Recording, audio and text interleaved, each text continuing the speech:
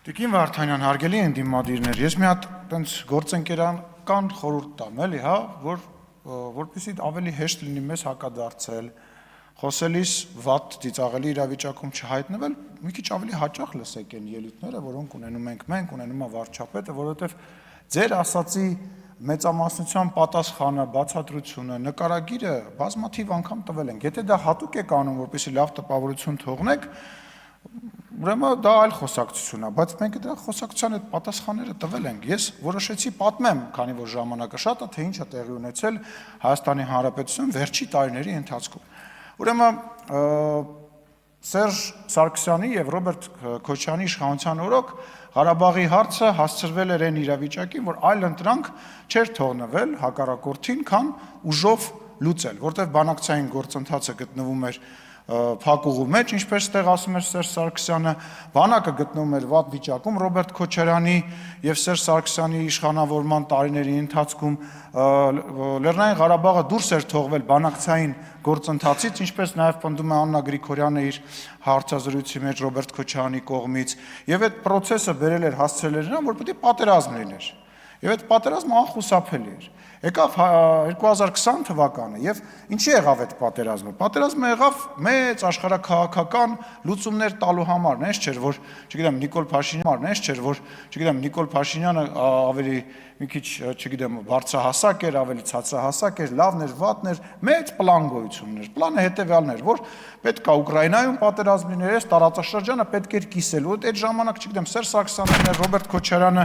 լներ կամ որևիցե մեկ այլն էր, 90% հավանականությամբ դա լինելու էր։ Եթե այն 10%-ը թողնում եմ նրան, որ կարող էր ինչ-որ պլան լինել, որ ենթադրենք Հայաստանը մտներ դառնար Ռուսաստան, Բելարուս միութենական պետության մի հատված եւ այլն, կարող է մի քիչ ուրիշ ձև լիներ այդ պատերազմը, բայց այն բանը, որ տարածաշրջանը կիսվելու էր այս Ուկրաինայի գալիք պատերազմի համար անխուսափելի էր։ Ուզում էր Նիկոլ Փաշինյանն ելներ, ուզում էր Ռոբերտ Քոչարյանն ու Ռոբերտ Քոչարյանը, որ գլուխ է գովում, որ ես ելնեի, սենց չէր ելնի, նենց չէր ելնի, իր ժամանակահատված է եղել, այն ինչ որ եղավ 2020 թվականին, այն ժամանակը հիմքը դրված եղել։ Եվ խնդրում եմ, այս նաև պատերազմին անդրադառնամ։ Պատերազմից հետո առաջարկ եղավ եւ առաջարկ ա եղել Լեռնային Ղարաբաղի ղեկավարությանը հանդիպում ունենալ Սոֆիայում ադրբեջանական կողմի հետ եւ չասեմ ով, բայց չթողեցին որ գնան հանդիպում երաշխավորների ինստիտուտը, այո, թույլ չտվեց եւ ձեր նաեւ կողմնակիցները, որոնք Լեռնային Ղարաբաղում նաեւ իշխանության մասին իրանք թույլ չտվեցին։ Ես այդ խոսակցությանը ներկա եմ եղել, լսել եմ ես այդ խոսակցությունը, զրուցել եմ դրա մասին։ Եվ դրա համար տեղի ունեցավ երկրորդ ռազմական գործողությունը, որը վերջնականապես Լեռնային Ղարաբաղից հայ ժողովրդին դուրս բերեց։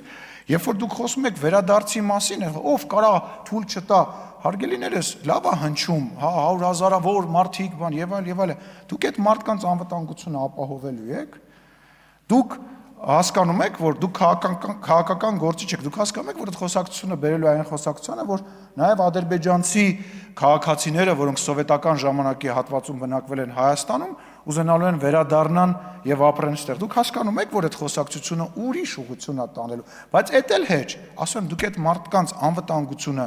ապահովելու եք, կամ դուք որ ասում եք Լեռնային Ղարաբաղը հանձնեցինք, բա որ հանձնեցինք, բա ինչի պատերազմ եղավ, հենա կհանձնենք, թղթով կերտային կստորագրեինք 100%-անոց ճակերտավոր աջակցություն ունենք հայ ժողովրդի կողմից հեղափոխությունից հետո։ Ինչեր պետք գնալ հասնել դժոխք, մեռնել այդ բոլոր մահացածների հետ, գնալ հասնել այդ ծերը, որ մենք կամ կողմնորոշվեք, մեկ ասում եք հանձնեցիք, մեկ ասում եք նոյեմբերի 9-ը լավն էր, մեկ ասում եք նոյեմբերի 9-ը վատ էր, եւ այլն։ Երաշխավորների մասին Տիկին Վարդանյան, վարչապետը այստեղ 305 անգամ դրա մասին խոսեց։ Ուկրաինայի երաշխավորը Ռուսաստանի Դաշնությունն էր։ Այդ երաշխավորները, հիմա ասենք աբսուրդ է, չէ՞ հնչում, որ ժամանակին մեկին ասեիր, որ Ռուսաստանը հարձակվել է Ուկրաինայի վրա եւ Գերմանիան պաշտպանելու է Ուկրաինային, ասենք իմ պապը կուշաթափվեր, ասենք այնքան կծիծաղեր, բայց ժողովուրդ իրողություններ է փոխվում։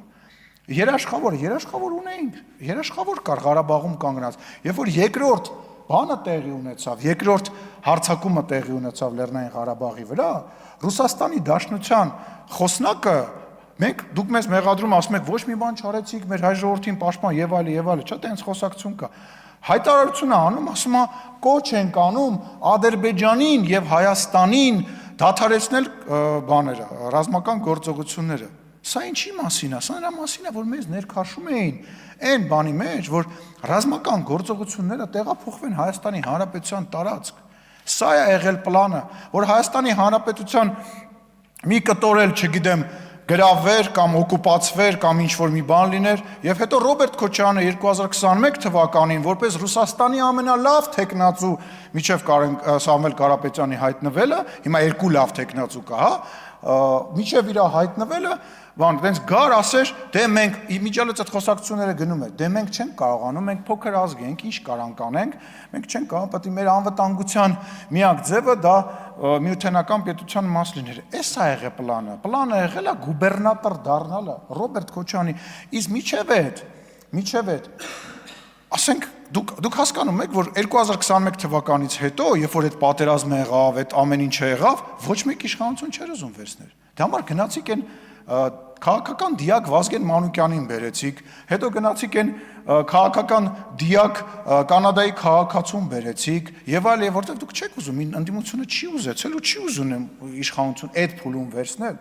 Իսկ հիմա խնդրեմ ունեք։ Հիմա մեկ այլ հավակնորդ հանդես գալիս, տենց հիմա ուզում եք մի հատ պլան անեք, հետո Ռոբերտ Քոչարյանը տենց իրան առաջարկում է, որ հետո Ռոբերտ Քոչարյանին որպես վարչապետի թեկնածու ներկայացնեք, դե Սամվել Կարապետյանը չի կարա,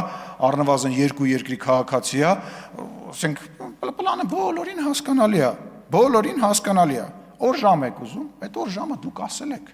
դուք եք ասել դրա մասին, մեզնից եք օր ժամ ուզում։ Ձեր 04 բանը շրջաբերականը, ինձ ասում եք, մեզ ասում եք Լեռնային Ղարաբաղ դուք հանձնեցիք, հարգելիներս, եկաք ստեղ տոնեցիք, որ դուք այնտեղ հաղթել էիք, ոնց թուղթը ստորագրեցիք, ով է թուղթը ստորագրեց, Լեռնային Ղարաբաղի լուծարման թուղթը ժողովուրդ, ով ստորագրեց, մենք կռվել ենք, ինչքան զենք կա տվել ենք, ինչքան փող կա տվել ենք, ինչքան մեռնել կա մեռել ենք, ինչքան մեռնելու ձև կա, այդ մեռնելու ձևերով անցել ենք, դուք արեցիք դա։ Լեռնային Ղարաբաղը բանակցային գործընթացից դուրս թողելուց սկսած, ինչպես Տիկին Գրիգորյանը Արդարացի նշեցի, որ Արդարացի ժամանակին նշում էր Ռոբերտ Քոչարյանի մասին, վերջացած Լեռնային Ղարաբաղի լուծարման փաստաթուղթը ստորագրելով հանդերձ։ Հիմա հետաքրքիրը այն է, որ ես ենթադրում եմ, որ ընտրություններով տենց օրենքով նախատեսված է, չէ, որ պետք է գլխավոր թեկնածուները բանավիճեն։ Ես վստահ եմ, որ Ռոբերտ Քոչարյանը չի կարողանալու գա բանավիճելու։ Եվ դուք այդ բանավեճը փորձում եք ստեղ ինչ-որ ձևով ապահովեք, որովհետև դա ակնհայտ է, դուք այլևս այս դահլիճից դուրս ամենամեծ եւ ամենաուժեղ ընդդիմադիր կուսակցությունը չեք, ձեր բոլոր ռեզերվները, ձեր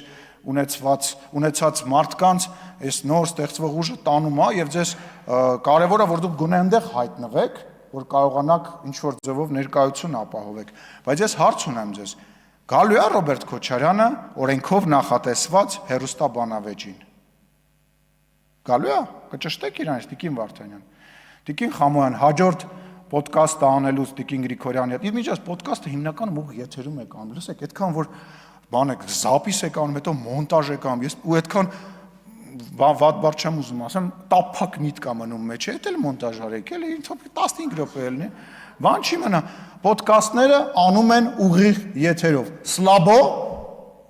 Սլաբո դուրս գալ Ռոբերտ Քոչարյանի հետ Տիկին Խամոյան, դուք Տիկին Գրիգորյանին վերցրեք, միացրեք հեռախոսը, Սլաբո դուրս գաք, ման գաք Հայաստանի, գնացեք Սյունիք, Սլաբո Տիկին Գրիգորյան։ Այո, վերցնում եք Ռոբերտ Քոչարյանի թաթիկը եւ գնում եք Սյունիք փողոց ուղիղ եթերով քայլելով։ Կարող եք։ Չեք կարող։ Մոնտաժ արած բաները դες փակվել եք ձեր փոճու, ձեր գրասենյակում մտնում եք ձեր հյուրանոցները, մտնում եք նկարում եք, սիրուն մոնտաժ եք անում, ձեզ թվում աշխարհը ձեր շուրջ է պատտվում։ Ասեք, դուք նայել եք ձեր բաների այդ ոդկասթի այդ ելույթների բաները, վյուները նայել եք, որ մարդ չի նայում։ Տեսել եք, որ նույնիսկ եթերը մարդ չի նայում։ Ես նայում եմ մեկ-մեկ։ Ես մեկ-մեկ նայում եմ, որովհետև տրամադրությունս պետք է բարձրանա։ Ասենք, նա բա չնայեմ, տենամ տրամադրությունս բարձրանա։ Հարգելիներս, բանավեճի առաջարկը բաց է, հեսա նախընտրական, շրջանա սկսում, մի խուսափեք, օրինակ Տիկին Հակոբյանի հետ գնացեք բանավեճի, մերակ տարբեր պատճառներ գտնելով, մի անգամ բանավեճել եք, հետո խուսափում եք Տիկին Հակոբյանի հետ, եթակ բանավեճի։ Կգաք բանավեճի, չեք կարողանում ուղիղ եթեր գնալ, գոնե կգաք բանավեճի, Շնորհակալություն ուշադրության համար, ցավակցում եմ ձեզ բոլորի